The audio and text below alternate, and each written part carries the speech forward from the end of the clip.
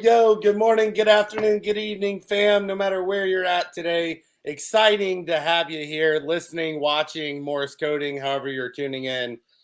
We have episode 35 of Collectin and Connecting, baby, with some wonderful hosts. Glenn, pulling off the Where's Waldo shirt today. How you doing, buddy? Pretty good. You have no idea where I am. I don't, just somewhere with Waldo. Somebody find Glenn. 3-ball 34. How you doing? I heard it's cold down in Dallas. What up? What up? It is a little chilly, but it's February. We're getting through it. All good here. Excited about this guest today. The keys to that are put on more weight and you won't be as cold. Speaking of weight, this is a heavy hitter we have on our guest today. I'm so excited. Been following what he does, what he creates. Everything about him, his beautiful beard. Very excited to have you. TJ, how you doing, buddy? What's going on, fellas? Thank you for having me on the show. Looking forward to it. And 35 episodes. Congrats. That's it's a lot of episodes. Nicely done. I've been checking out your guys' pods. Saw the recent one with Jacob for sure. And nice. love what you guys are doing. So congrats on all the cool stuff you have going on. Very cool. Man. Yeah, thanks for being on the show, and thanks for checking out the channel. We're technically on season 2. We rebranded as the Collectin and Connectin Podcast, so we're on episode 35 of that actual show. But you were on the previous formation with Sir Treaticus when we had visiting with Treaticus, and been around this space for a long time. So we were excited to have you on this show so that we could talk to you and bring some cool info to the fans, to the audience. Absolutely. Yeah. Treaticus is busy. How's his campaign going? Is he still got that going down? Yeah. He's still rocking it. Still needs some support. Needs some callers, make some calls. Who knows? If I can vote for him, which I can't because I'm in Dallas, I would totally vote for him. That's all I'm saying. Oh, absolutely. That seems like just something he was made for right there, without a doubt. Yeah, he's called me over the weekend. He told me I need to take care of an issue that came up with the campaign, whatever that means. Hey. You're like his fixer. Yeah. When he runs into a sticky situation, calls up Glenn. He's like, "Listen, we got a situation here. We're gonna need you to take care of." Talk to the union workers here. Get them together, Glenn. You guys saw Sopranos. That was mostly in Jersey, right? Glenn the fixer. Yeah. Talk to some union guys. Yeah. Some Teamsters. That's awesome. Very cool. So speaking of Northeast, you are a monster Philadelphia 76ers fan. They having a pretty decent season. We've had some tough news here recently on the injury front. I know we were going back and forth on that. Definitely sorry to hear about that. But talk about your fandom with Philly. How long you been following them? Yes. I was born and raised in the Philly area. Currently live in the city, a part of the city called Fishtown. Shout out. Ooh, what up, 10 minutes away from the stadium. Just a quick little shot down 95. But yeah, been a Philly sports fan across the board my whole life. Definitely a tough couple of 2-3 weeks here for the Sixers with our MVP going down after. I mean, he was just seemingly getting better and better. Yeah. Right when you thought he couldn't get any better, but who knows? Maybe he'll be back. I'm a little skeptical. They seem to be holding out hope, but I mean, I don't know. We'll see. Joel is a monster, man. He is so good. He's all around player, can flat score from everywhere. Yeah, it's been amazing to kind of watch the growth in him. But hey, they made some trade deadline moves. I feel like we have like 15 guards on the team now, so I'm curious how that's going to work with the rotations. But it's like, we lost Embiid, so let's just play 5 guards from now on. Seems like maybe that's the direction they're going. But yeah, Sixers fan, Eagles fan, Flyers, Phillies, all the Philly sports. Yeah, we don't have to cover all that, but no, I'm just kidding. Yeah, too sad to do so, man. Too sad to do so. Especially after watching the Chiefs win the Super Bowl again, You got a Giants fan in the house and 2 Cowboys fans, so we're all going to be bumping heads. Yeah, let's stick to basketball here then. Yeah, well, the Giants don't even count, let's face it. But Philly, sorry, real quick before we push basketball, you said Fishtown. Is it named after a lot of fish? Is it named because there's a lot of fish there? Does it have anything to do with fish? I believe, to my knowledge, it has nothing to do with fish. Okay, now as far as I know. I've been thinking about it nonstop. I had to Yeah. get it out of there so we can. Not that I am aware of. There's no fish that I've seen. Okay. At least it is somewhat close. It's on the east side of the city, so it's relatively close to the river. So I guess theoretically there are some fish nearby. Yeah. But I actually don't know the origin of the Fishtown name, but it's been a part of the city that like probably 10 years ago you would never want to go to Fishtown, but now it's like one of the more kind of up and coming people around our age group living there. You got some people with like small families in the town, so yeah, it's a good area. It's definitely crazy to see neighborhoods kind of go up and down and shift. That's cool. Yeah, and it's funny. Like TJ's so nice, so I can't even like get into it. But it's actually really mean, by the way. No, like Jersey and Philly people don't usually get along with the sports stuff. I mean, I'm a Giants fan, I'm a Knicks fan, and the New York fans are passionate. The Philly fans are passionate too. They don't always get along, but I'm just saying, like, TJ's such a nice guy. I'm just going to not even bring up some of them. Glenn's turning up the podcast. Here we go. Let's go, Glenn. Well, how about this? If the Sixers and the Knicks play each other in the playoffs, we got to get together for a game. All right. That sounds good. Book somewhere in the middle. I'm in with that. Small, so I like that bet. Very safe bet. Yeah. Very safe bet. Hopefully Embiid comes back. Definitely going to get to the episode favorites of Name That Player, Sticky Icky Wiki, and talk about your favorite basketball memory. But before we dig into those things, I would love to talk about Own the Moment, OTMNFT.com. You were Own the Moment. Yeah, you were a creator, founder of an incredible site to NBATOPSHOT and several other collections. I'd love to hear some stuff on that, on how that started, and give us some feedback on how things are going now. Yeah. So it's been just over 3 years now. We actually had OTM's third birthday was like 2 weeks ago, maybe. 3 years. Happy started third January. birthday, dude. That's awesome. Crazy. I can't believe it's been 3 years. I mean, especially like that, like first year and a half, it felt like 5 years worth of chaos stuff happened in 1 year. Yeah. But found out about NBATOPSHOT for the first time through, if anyone's familiar with the Jonathan Bales article about the Ja Morant moment that he bought for $35,000. I kind of come from a daily fantasy sports background, so was familiar with Bales, saw that article, was like, this doesn't really make sense to me, but also sounds kind of cool and fun. And so then me and my buddy Justin started a podcast and a Twitter account called Own the Moment, started doing a podcast, then just started kind of pulling together some data. And right, exactly. You guys know you start a podcast and then you see what happens from there, which has been, kind of one of my more general learnings through the experience is like, just do the thing, right? Like you don't need to have having fun with your friends. Right. It's not like I didn't start that podcast with like, where I am right now is what I envision 3 years from now. It's like, I don't know where this is going to go, but it's something that I find interesting and that I want to talk about. And so you start doing that, you put yourself out there, and then good things can happen from there.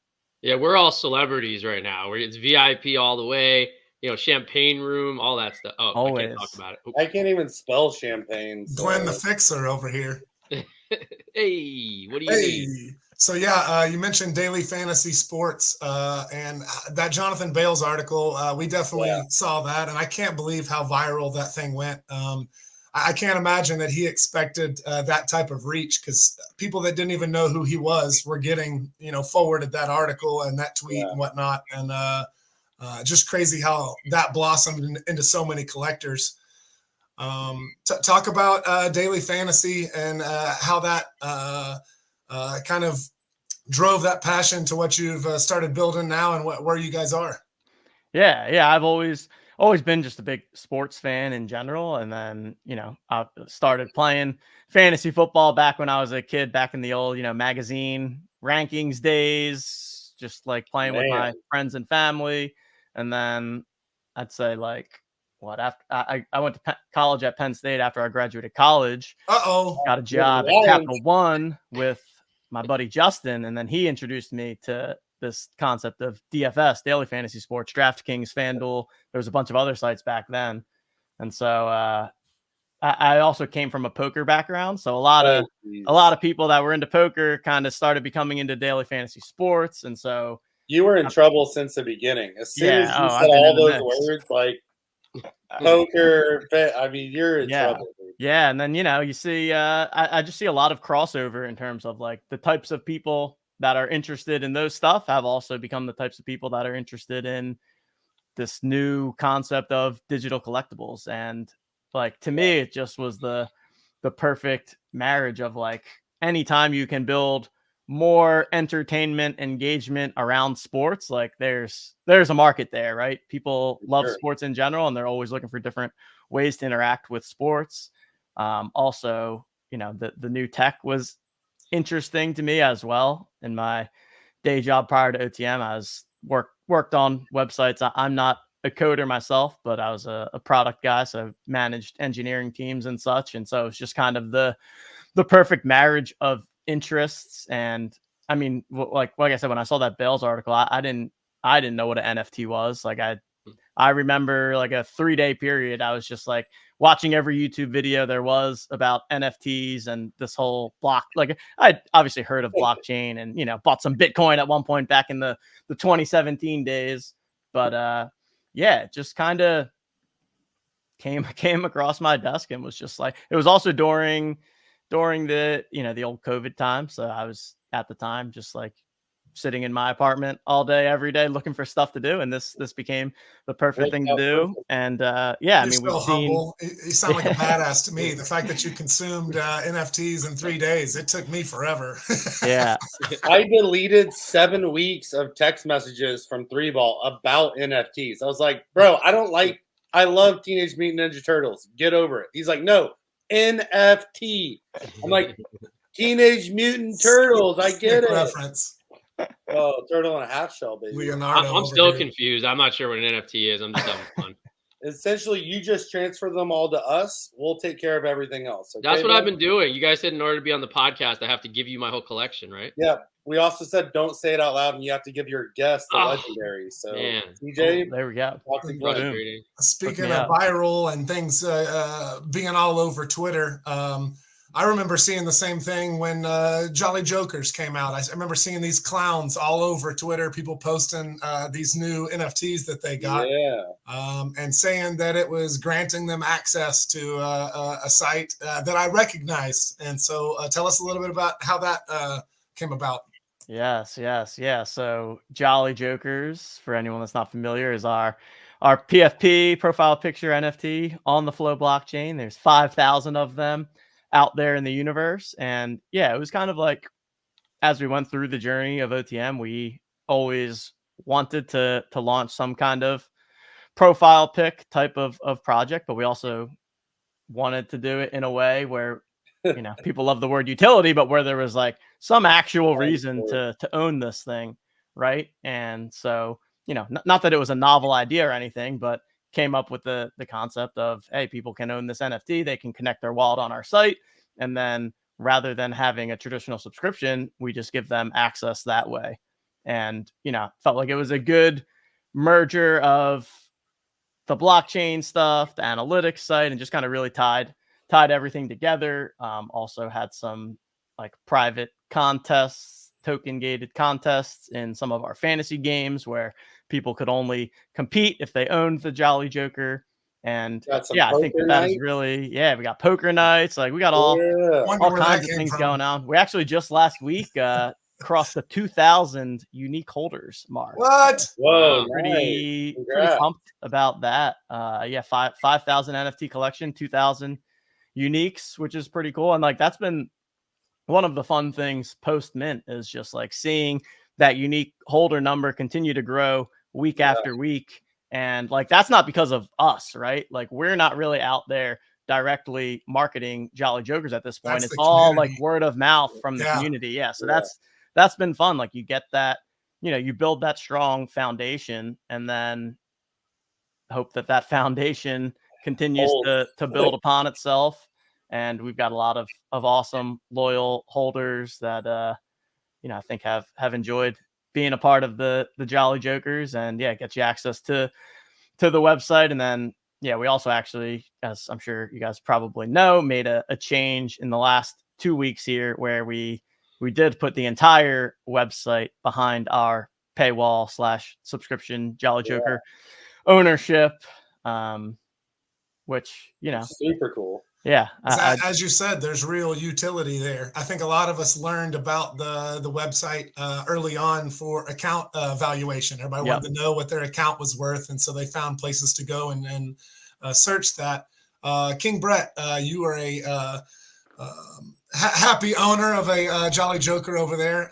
What are some other things that you use on the website that you think are badass, so that TJ doesn't have to just keep talking about it? Yeah, finally. TJ, stop talking. I finally get to have my soapbox.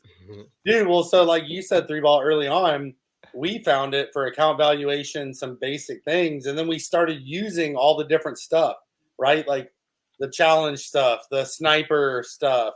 And then when Jolly Jokers came out, and it kind of got this cool gated, you can use all this, but if you have a Jolly Joker, you get the premium access to this forever. I can't tell you how many times, like now you'll have pack sniper. So those of you that like to buy packs or the secondary market, it's a huge thing.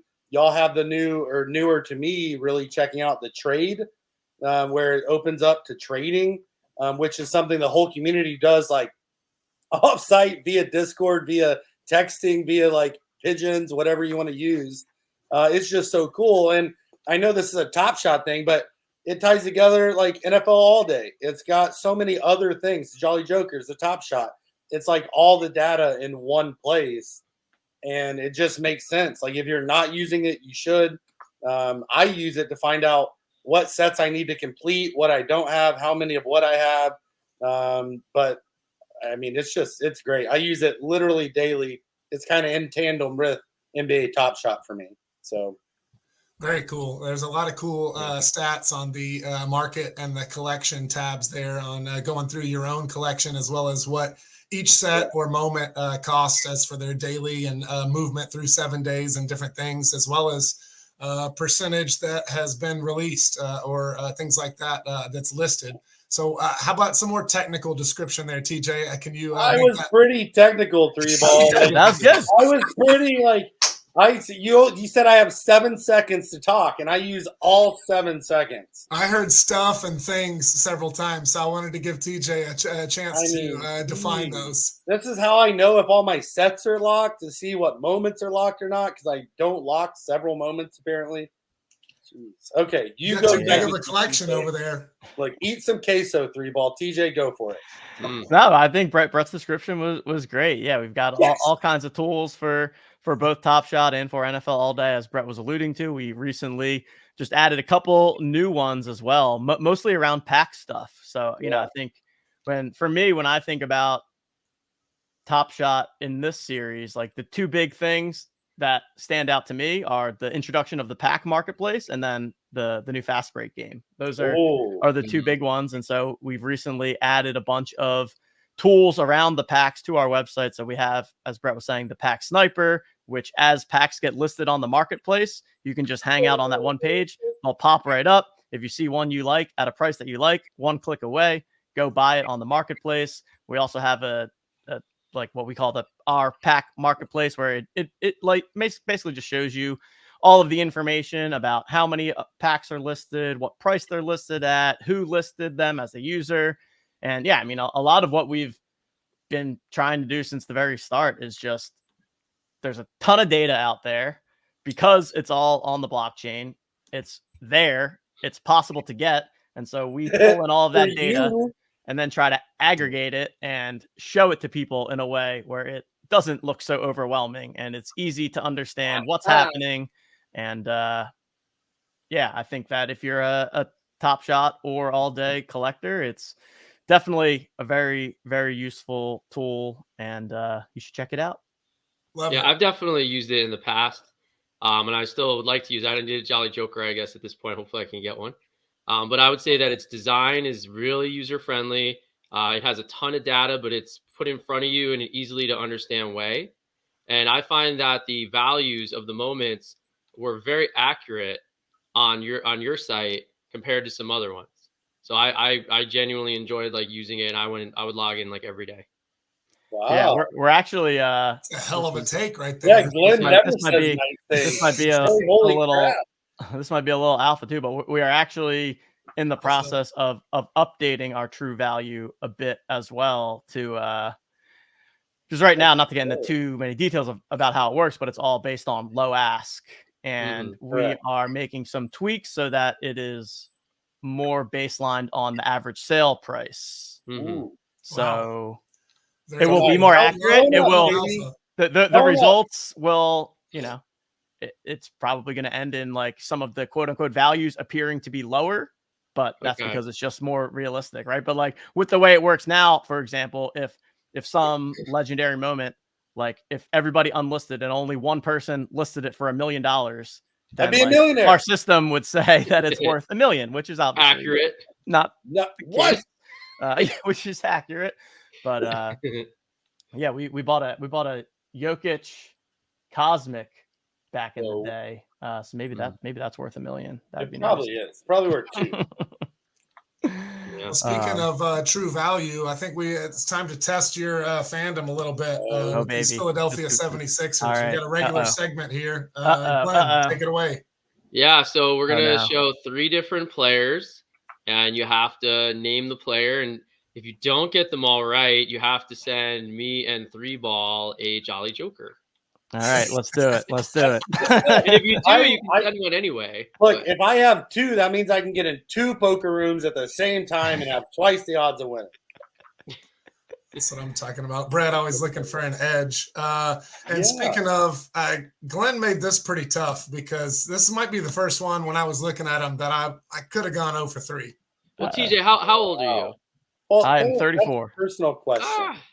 If I knew you were from Penn State, because I went there too, I would have made it a little easier. Oh my gosh, here it comes. Penn State, Nittany Lions camaraderie. I'm gonna set expectations here, and based on everything I heard, if there's betting lines out there, listeners, take the under now because that's probably gonna be your bet. But let's do it. Let's see what we got. Most people average 2 out of 3. Let's see what you can do. If you're a fan, you can get these. All right, you should be okay. Number 1. Joel Embiid. No, I'm just kidding. Okafor. Is that okay? There you go. There you go. Okay. I would have guessed. Wow. Man, this is going to bring up some scars, guys. I mean, all these top picks that we wasted. What are you going to put Fultz up there next? All right, let's the top picks that you wasted edition. Oh, that's the edition we should have. No, I'm kidding. All right. One for one. See?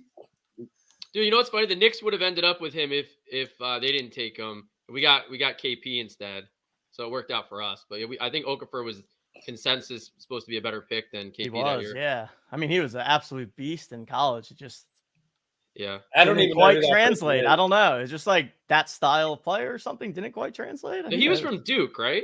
Yeah, he was like that's why Duke has horrible basketball players. No, he had a really good college career. Oh yeah, he was amazing. Yeah, he was definitely like consensus pick. Didn't work out. Name that player. Number 2. Dos. Is that? He played with Iverson. Yeah. My first thought was Mutombo, but I don't think that's him. This is. I know who it is. Oh my god. Theo. First name right. He's right there. Theo. Oh my god, I literally know this dude. Just a tip. Theo. You want the initial? He already said it. He knows it. Theo. It's R. Theo Ratcliffe or something. There you go. Let's go. I love that underselling. Like, guys, I'm gonna go 0 for 18. And he's like, boom, boom. I got him. Promise, over deliver. Good 3Ball set it up. He's like, you're not gonna get any of these. Well, I'm just saying, I couldn't have got all 3, if not 1 for 3. I don't think. I'm not a Philly fan, though. Diehard Philly here. He was awesome. I'm not either, but I knew these guys because I watched. Well, you're also Northeast. Penn State. I see you up there. Hey. Number 3. I'm a basketball fan the last 5 years, like some people here, I guess. Oh, shots fired. Look, if we ever meet in real life, Glenn, I'm going to throw queso at you. Take it easy. I'm going to be like, I'm going to grab it. Sorry about this, TJ. Let's go 3 for 3, TJ. All right, I let's have see. faith in you. I have Number faith 3. And we Let's are see. meeting, by the way. We don't know what you just said, but continue. This Oh, one's difficult. Ooh. I thought so too. Oh. not Bugsy Phillips. Something with an M, I believe. Is that right? No. Oh, I might not know who this dude is. He looks No, familiar. you Time. got We'll it? give you You initial. got a lot of information. Think about NFTs, the blockchain, let it roll around. Queso. You know What see era? that- What era was he? See that ball? That's when they temporarily went to the composite balls for like a year. Then all the guys complained and they went back. Is this Remember that? Ollie? Kevin Ollie? Yeah. Is this him? What are you talking about? Hey! Let's go.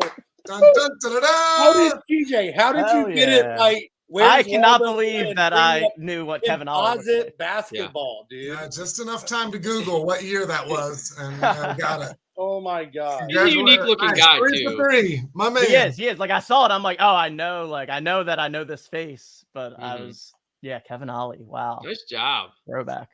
Good job. Yeah. 3 for 3. 100%. Awesome. Heck yeah, TJ. Awesome, that was cool.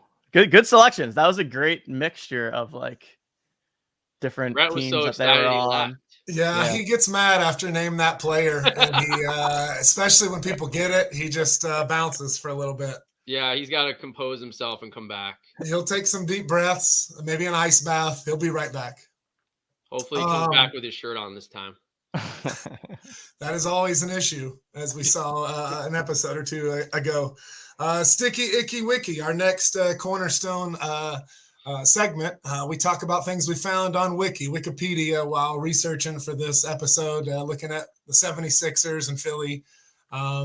We've definitely already had Joey Hammer on and talked some background of some early on 76ers, but I'm going to stay in that theme while we got you here. This is definitely before me and your time. Glenn, you might know in 1976, just kidding, bud. I wasn't born yet. The New York Nets was in the ABA, and they had a stud of a player who was an MVP. I see, speaking of stud of a player, King Brett is back. Yeah, there he is. I had to go get a slice of pizza with all this excitement, 3 in a row. So, it's a we little knew early it was about here. name that player. We A little guessed early, it. but I got my slice. So Wow. So we're talking Not Sticky weird at Icky all. Wiki. We're talking back in the late 70s. that's And, when you were born, right, Glenn? No, I was born in 80. That's great. You made the same joke. Fantastic. joke. Yeah, let's go. There you go. Go. I'm pretty sure we're all around the same age. No, Brett, Glenn, basically, we we're just all like young. teasing you a little bit. We're all young. So 1976, the ABA is going on and actually pretty successful. They had the best player in that league, won the MVP, the ABA championship, as well as the slam dunk contest in the ABA. 1976. They wanted to join the NBA and bring the Nets forward, which actually turns into the New Jersey Nets and Brooklyn Nets later on. But with that best player, they needed $3 million to join the NBA. That's what it cost to join. And that MVP player, Dr. Julius Erving, who was definitely highly sought after. Philly saw him and said, we'll gladly pay you $3 million, which was the entry fee to get into the NBA, to the New York Nets to secure the rights to Dr. Julius Erving, as my dad used to say when I was growing up. But we didn't have the dunk contest before that. He changed the game coming to the Philly 76ers in 1976. Get it? 76ers, 1976. Hi-oh. Dude was just balling in the ABA, and we had to bring him to the league, and you guys brought him here. Talk about highlights, things that you hear about going to games. What do people say about the doctor up there in Philly? Yeah, that's awesome. I did not know that backstory. So that's You're pretty welcome. cool. Yeah, when I think about, like, for me, right, when I grew up, like, it was the Iverson era, but like prior to that, you've got the Dr. J, you've got Moses Malone, you've got Wilt Chamberlain, right? Like all these legends of old from the throwback Sixers. And yeah, the Doc is true legend of the game. And wasn't around to watch him live or anything, right. But I mean, when you think about the all time, and like it's cool when you go to the game. Obviously, you've got all their jerseys up in the rafters, and there was quite some teams back in the 80s, 70s, 80s. Yeah. Mavericks just joined in 1980 later on, and we were having some tough seasons for a while. So to see a team like that has just such a historic franchise, and you named several of the big time players there. But just seeing highlights of him finishing at the rim, dunking, the up and under from behind the backboard was always a classic that they showed. An incredible player. But to think that the NBA kind of didn't look at the dunk contest as an option or things like that. I know the 3-point line came from the ABA as well, but several things that they saw happening in that fun league where the doctor came from that they pulled into the league that now are some of our favorite parts. I mean, the whole game is the 3-point line now in current times. So we have to thank the ABA for lots of stuff other than the doctor. Yeah, I saw an interview recently, like a little snippet on probably on Instagram, where Dr. J talked about how his first part of his career, he was not on TV very much. And he doesn't think his best moves were actually televised. And most of his like awesome shots and great dunks, no one even saw, no one knows about because they weren't filming the games the same way. And then when he came to the NBA, he was, I don't know how old he was, but I'd imagine he was probably in late 20s, early 30s by that point.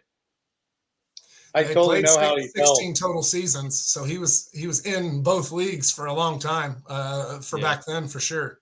All my best dunks, 3 points, crossovers, the pick and pops, the pick and roll. They're all. No one recorded them. They're out there because they don't exist. You can't see them. It's kind of like you. Where's Waldo? Right here. If King Brett hits a floater in the woods, does anybody hear it? I was just thinking the exact same thing. First of all, what I do when I'm taking a poop is between myself and the woods. Hi-oh. Yeah. There's camping and hunting Brett right there. Speaking of King Brett, why don't you ask TJ our big third segment question? No. Oh, what do you got for me? What do you got for me? No, I'm the easy one. All I think about is queso and basketball, apparently. So this is the deal. I know growing up, Allen Iverson, 76ers fan, whether it's as a kid or as an adult, because I know you got to do some cool things the last post-COVID. What's one basketball moment that sticks out in your head? Meeting someone, going to a game, first date, basketball, anything basketball that just pops out. Mm-hmm. What is that for you? Oof, that's a good one. All right, let me. I'm gonna let you think because right now you look like Dale Earnhardt Jr., like a pro, like NASCAR driver. I feel like Mountain Dew should sponsor you. Anyways, well, I mean, so if I'm thinking about like memorable like moments from the Sixers or plays from the Sixers, the one that absolutely is top of my mind is the Iverson step over of Tyronn Lue. I mean that one is epic to me, like that, and just the general Dikembe Mutombo finger wag. Like when I think of old school Sixers, like those are the two general things that I think about. And then, you know, from the last couple years, I would say they're definitely related to a lot of the Top Shot stuff. This past summer went to NBA Summer League for the first time, which was pretty cool. Saw, you know, there's like Carmelo Anthony was there, like walking around. So that was pretty sweet to see him. Heck yeah. And like Adam Silver and Roham did their little talk, which was cool. And just like definitely has gotten me to see the NBA from a different perspective, kind of a more broad perspective than just like Sixers fandom, you know, like just really appreciating the league as a whole, how just entertaining of a product it is, and how many awesome characters they have in the NBA. Like to me, that's what separates the NBA from a lot of the other professional leagues is like, yeah, these guys are amazing athletes, but there's also just so many narratives, so many cool characters, cool stories. I've grown to like people like changing teams often. I think that's pretty fun the last couple of years. So yeah, I guess go ahead and cover your ears. My answers overall. people changing teams and appreciating the whole NBA. Glenn's you focus on your team and nobody. No, I'm just messing around. No, I'm a big fan of the whole NBA. We've definitely, all three of us, as well as everybody in C&C, have noticed that we're cheering for everybody else's teams and we're watching the entire NBA and we're checking out TNT or playback for other teams that is not our squads because we're supporting the entire NBA and enjoying it by collecting these moments from NBA Top Shot, as well as meeting other community members like yourself and people in C&C and just having fun, collecting and connecting, baby. For sure. And yeah, like the state of the league is just so solid right now. Like, and honestly, some of that has to do with LeBron not being Superman anymore. Cause for a while it was just like, okay, we have this whole season, but we know that it's just going to be whoever LeBron's playing for versus the Warriors in the finals. Right. So I like that now. I mean, geez, there's 6, 7, 8, maybe even more teams where any given night you're like, oh, that's the best team in the league. So yeah, you were like, I gotta watch LeBron losing the finals again. Yeah. What's going on here? Now we get to watch LeBron not even make the finals. For a few years there, it felt like it was going to be Golden State and LeBron for right. It was like every year, which was like fun in its own right, but it was starting to get a little old at that point. But yeah, it's been fun. I've also like, as a Sixers fan, I found the whole like process thing to be pretty interesting. You gotta trust it, bro. Trust it. Like our king Sam Hinkie, our king. I just thought it was super cool because I like strategy stuff, so I thought it was pretty cool that this dude came in and like literally developed such a strategy that the league essentially were like, we're not gonna let you be a GM anymore because you're ruining our league and we're gonna force you out. So I found that to be pretty cool because I like whenever somebody's trying to do something different than what everyone else is doing, I'm always a fan of that. So that whole and it's just also crazy because I feel like it's pretty on the low end of outcomes of what it could have been in terms of like the percentage of top picks that actually hit, like mostly just being. Can we go over those real quick? I think I can name them. I mean, Michael Carter Williams, was he first? Yeah, Michael Carter Williams was in there. Noel. Yeah. Right. Wow. This is gonna be worse than I thought. Okafor, Simmons, Fultz. I'm probably gonna forget someone. That Embiid was. I don't know if he was the next year, but yeah. Then I think it was Embiid. Who am I missing? Then was it Fultz? Sorry, I just woke up. Oh, that's right. That's right. Fultz. He did give up on him pretty quick. I fold my pizza. He forgot how to play basketball after we drafted him. He like literally. Yeah, forgetting how to use his free throw was like Charles Barkley's golf swing. It was outrageous. Like, what's going on here? I do think there is something about this city too that just like drives athletes away because it's so. It's demanding. hard. It's a lot of pressure, like New York. Yeah. I mean, it's definitely a thing. I mean, it's happened enough times that it's like, if I was an athlete, would I really want to play in Philly with all this pressure? Like, probably not. What's the play somewhere people can be nice to me. What's the media like there? Local media talking about the players and things like that. Is it as bad as we hear it is? It's definitely bad. It's a city of high expectations of their athletes for sure. But we just went over from 70s, 80s, Yeah, that's true. There's a reason for it. Yeah. Set the tone. It's got good culture, good history for sure. And simply the best. You can ask Glenn why the Knicks expectations are so high. No, I'm just kidding. Julius Randle, obviously. So do you think they made a huge mistake keeping Tobias Harris instead of Butler? Ooh. We woke him up. My assumption is that wasn't really a choice. Like, Butler wasn't really an option. It's kind of like probation. I thought act like it's an option, but it's forced. But yes, I 100%. Like, if we had the ability to keep Butler, I mean, he's an absolute beast, and he was like the perfect person to complement Embiid. And like, I'm a big Jimmy Butler guy. I think he's a fantastic player, and I just don't like his hair sometimes. That's it. Nice. You don't like emo? Players are great. He seems like a tough fit in some places just because of his expectations of who he's playing with. He's had some short stints in places where you could just tell it wasn't working. He's an intense dude. That seems like that is like for sure. I feel like he's intense the as it Tommy gets. Gunn in the Rocky movie. Like he's just scrapper. No matter where he goes, he's just gonna be him, and he either fits or he doesn't. Yeah, So he's not changing. yeah. Double sick reference there since you're referencing Rocky with TJ here. What up, yo, Adrian? You guys killed it with Maxey though. That was a great pick. Oh, yeah, Maxey's looking awesome. He's looking like Love Tyrese. I wish the Knicks took him that year. I can't remember who they took, but he's from Texas, King Brett. He played in East Dallas somewhere. Really? Mm-hmm. I like him a little less now that I know that. Is that weird? All the best players come from Texas, and they just get transferred somewhere else, shipped off, traded, back to the Knicks. Anything that rubs Glenn the wrong way is probably a good thing anyway. So that's probably a good sign. So did you go to the main campus all 4 years at Penn State? I did. Yeah, so did I. It's like a thing. Nice. So a lot of people go to the satellite schools for 2 years, and then the last 2 years they're at the main campus. But it's a little bit of a badge of honor if you went to the main campus all 4 years. Yeah. I was main campus all 4 years, and then actually so there's 4 of us at OTM right now. And so one is one of my best friends, Coop, who I played club hockey with at Penn State.